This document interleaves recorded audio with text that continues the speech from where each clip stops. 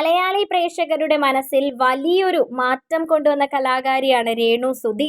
Star magic അവതരിപ്പിച്ചിരുന്ന സുധിയുടെ ഭാര്യ എന്ന നിലയിൽ മാത്രമായിരുന്നു രേണു അറിയപ്പെട്ടിരുന്നത്. അവിടെ നിന്നും രേണു സുധി എന്നൊരു ലേബൽ ഉണ്ടാക്കിയെടുക്കുക എന്ന് പറയുന്നത് അത്ര എളുപ്പം പറ്റുന്ന ഒരു കാര്യമല്ല എന്ന് എല്ലാവർക്കും അറിയാം. അത്തരമൊരു ഘട്ടത്തിലൂടെയാണ് ഇപ്പോൾ രേണു സുധി കടന്നു പോയിക്കൊണ്ടിരിക്കുന്നത്. എല്ലാവരെയും ശരിക്കും അമ്പരപ്പെടുത്തി കളഞ്ഞിരിക്കുകയാണ് രേണുവിൻ്റെ ഈ മാറ്റം. സുധിക്ക് പോലും കൈവരിക്കാൻ കഴിയാത്ത ഒരു വലിയ നേട്ടം തന്നെയാണ് രേണു കൈവരിച്ചിരിക്കുന്നത് എന്ന് പറയാതെ പറ്റില്ല. അത്രത്തോളം വലിയൊരു നേട്ടം.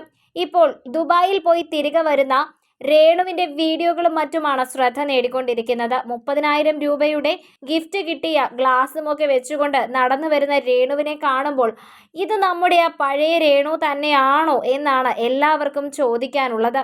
അത്രത്തോളം രേണു മാറിപ്പോയി എന്നാണ് ആളുകൾ പറയുന്നത്. ഏകദേശം ലക്ഷങ്ങളുമായാണ് രേണു തിരികെ വന്നിരിക്കുന്നത് എന്ന് പറഞ്ഞാലും തെറ്റില്ല. അത്രത്തോളം മാറ്റമാണ് രേണുവിന് ഉണ്ടായിട്ടുള്ളത്. രേണുവിൻ്റെ ഈ ഒരു മാറ്റം എല്ലാവരെയും അമ്പരപ്പെടുത്തിയിരിക്കുകയാണ്. കഴുത്തിലിട്ടിരുന്ന ഡയമണ്ട് മാല ചൂണ്ടിക്കാണിച്ചുകൊണ്ട് ഇതെനിക്ക് ഗിഫ്റ്റ് കിട്ടിയതാണ് എന്ന് രേണു പറയുമ്പോൾ അത് എല്ലാവരെയും ഞെട്ടിക്കുന്നുണ്ട്.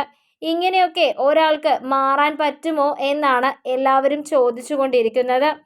ഇങ്ങനെയൊക്കെ മാറാനുള്ള സാഹചര്യം എങ്ങനെയാണ് വരുന്നത് എന്നും ആളുകൾ ചോദിക്കുന്നുണ്ട്. മാത്രമല്ല രേണു ഒരു പക്ഷേ സുധിയെക്കാളും ഉയർന്നു പോയിരിക്കുന്ന സാഹചര്യമാണ് ഇപ്പോൾ കാണാനുള്ളത് എന്നും ആളുകൾ പറയുന്നുണ്ട്. സുധിക്ക് പോലും കിട്ടാതിരുന്ന ചില കാര്യങ്ങളൊക്കെയാണ് ഇപ്പോൾ രേണുവിന് കിട്ടിയിരിക്കുന്നത്. ഒരു വിദേശ ഷോയിലേക്ക് സുധി പോയിട്ടുണ്ടോ എന്ന് ചോദിച്ചാൽ ചിലപ്പോൾ ഇല്ലെന്നായിരിക്കും അതിൻ്റെ മറുപടി.